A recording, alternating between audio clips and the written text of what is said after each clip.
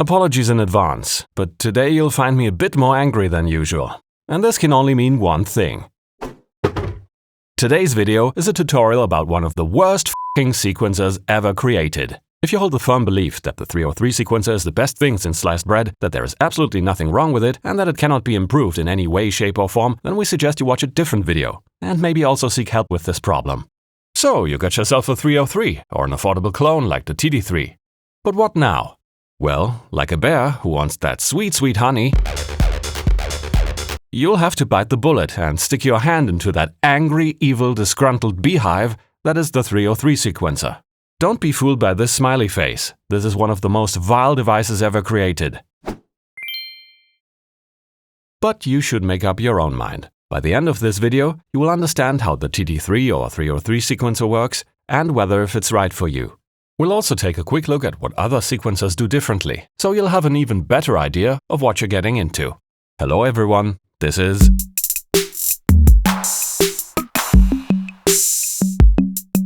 Let's dive right into it. We're going to program this short sequence on the TD-3.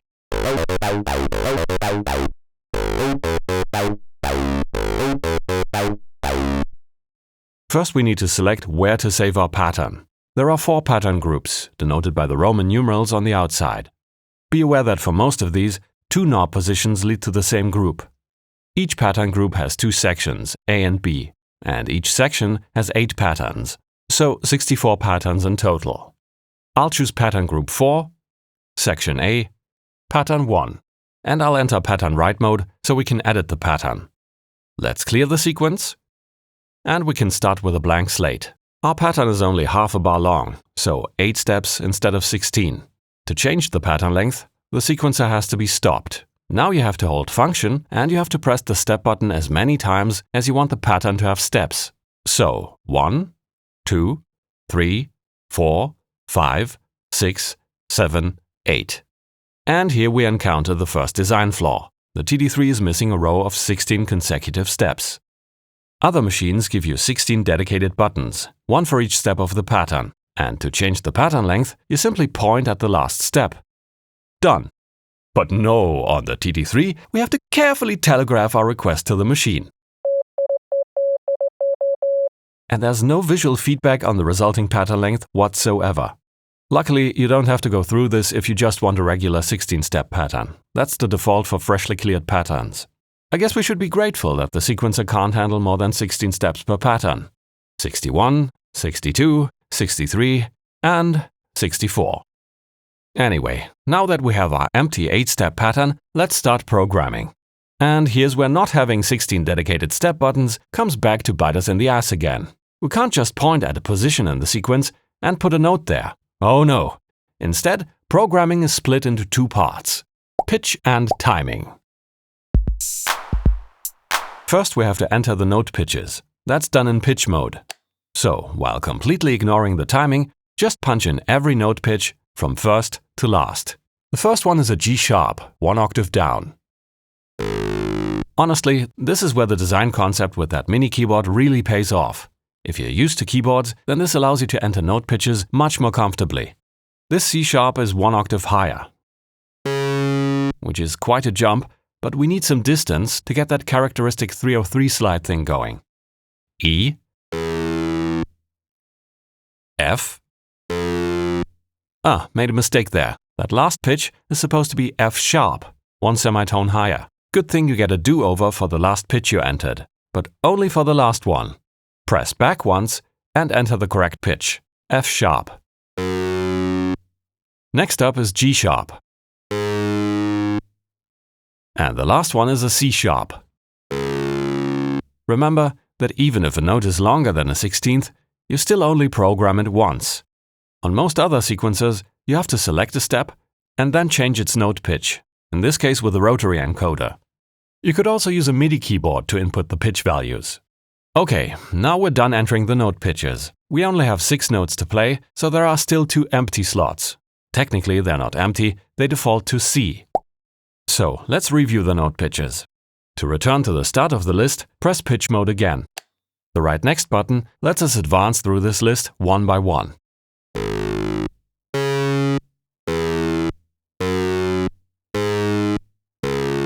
and here are the default Cs at the end. And back to the beginning once more with the pitch mode button. While reviewing the note pitches, we can also add accents, slides, and change the octaves. Just keep holding the right next button, and you can change the options of the note you're currently holding. We want this G sharp to bend towards the following note, so we'll give it a slide. This C sharp gets an accent, so it's a bit louder and more pronounced. E and F sharp stay vanilla. And the last two get an accent each.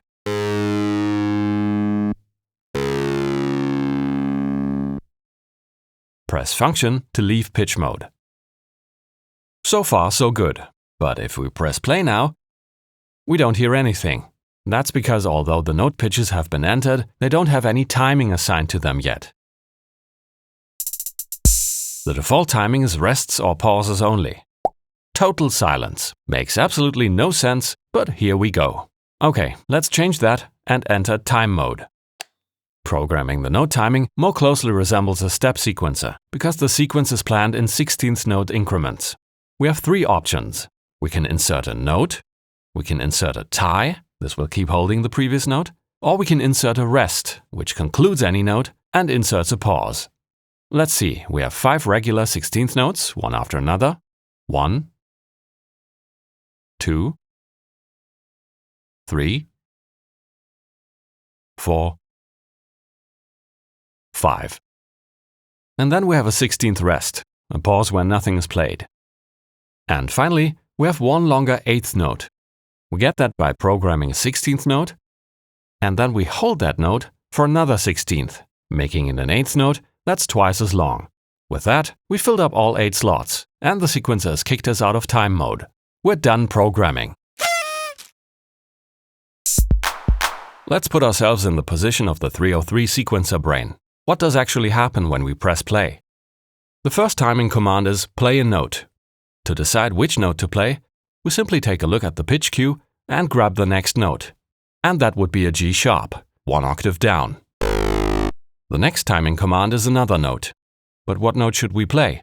The next entry in the pitch cue says C sharp, one octave up. And since the G sharp had a slide on it, we will slide from G sharp all the way up to this accented C sharp. The next 3 notes are pretty straightforward.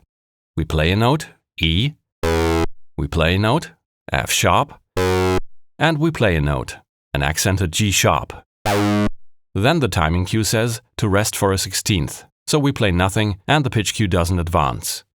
Next we play another note, an accented C sharp. And finally, we keep holding that accented C sharp for another 16th, making it an 8th note. Because this was a hold, the pitch cue didn't advance. But that doesn't matter, because we're all done with the timing cue. Repeat to infinity.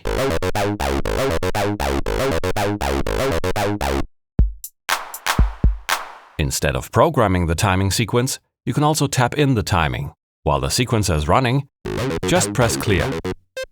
You'll hear a metronome as a guide. Let's reduce the tempo for a better accuracy.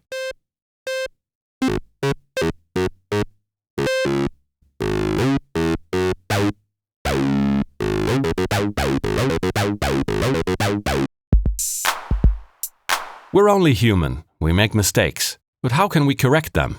Let's say you enter a few pitches. But you forgot one. While reviewing the pitches, you can now go to where you want to insert the additional pitch and simply press that pitch on the keyboard.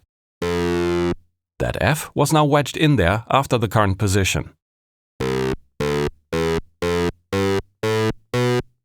If you don't want to insert a pitch, but simply change an entry, you navigate to that position. Let's say we want to change this E into a D sharp. We press the back button once, and then enter the new pitch that should take its place.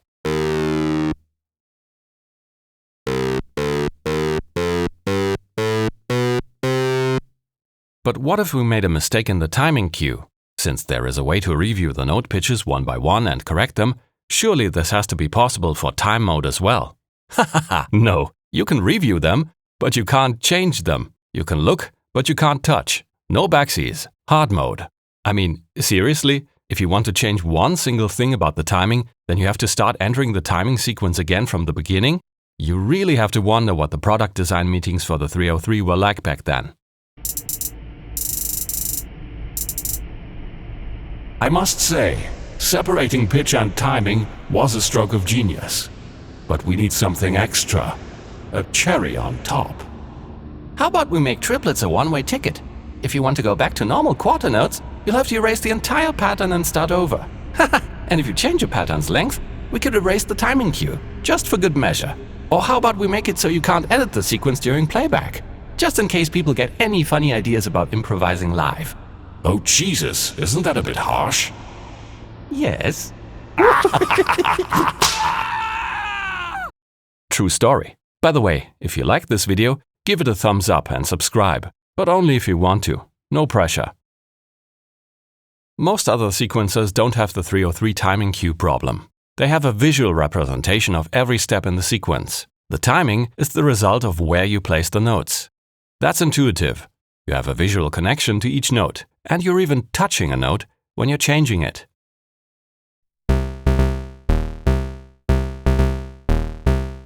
Well, if everything you've seen up to this point doesn't put you off, you should be fine. Oh, but we haven't even talked about song mode. And frankly, I don't want to. It's almost identical to the 606 or RD6 song mode, and we already made a video about that. So, go take a look at that if you need a little more pain in your life right now. Honestly, what the TD-3 needs is not a modded out MO version with more sound controls, but a better sequencer. Cyclone Analogic has shown us with their TD-303 what a better 303 sequencer can look like. Here you can use the next and back buttons to freely navigate through the entire sequence.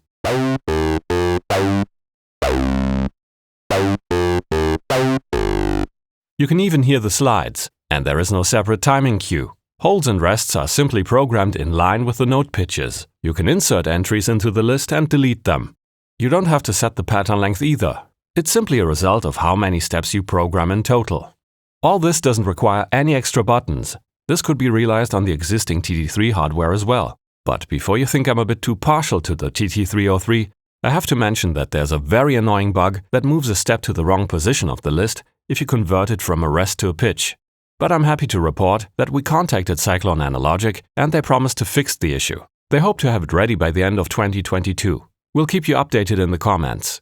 The bottom line is this: unlike a drum machine, a monosynth has an additional layer of information, the note pitch.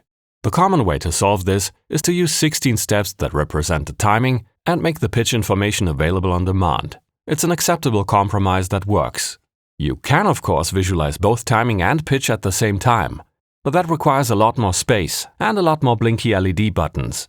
Yet somehow the 303 sequencer manages to do neither of these things. Both timing and pitch are hidden away from us in two disconnected lists.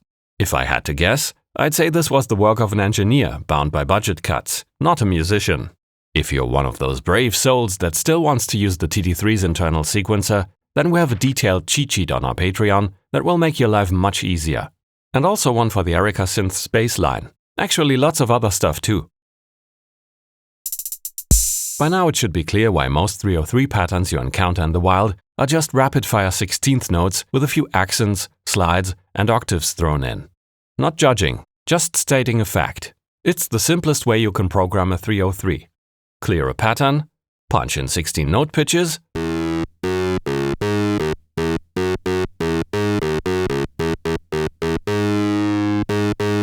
sprinkle some accents, slides, and octaves onto the sequence,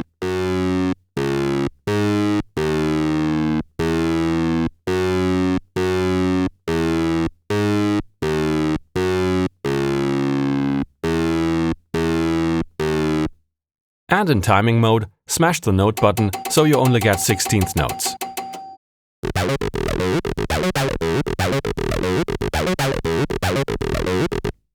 Okay, that doesn't even sound half bad. Kind of missing the point here. As always, a big thank you to all of our patrons. With your support, we can keep making these videos.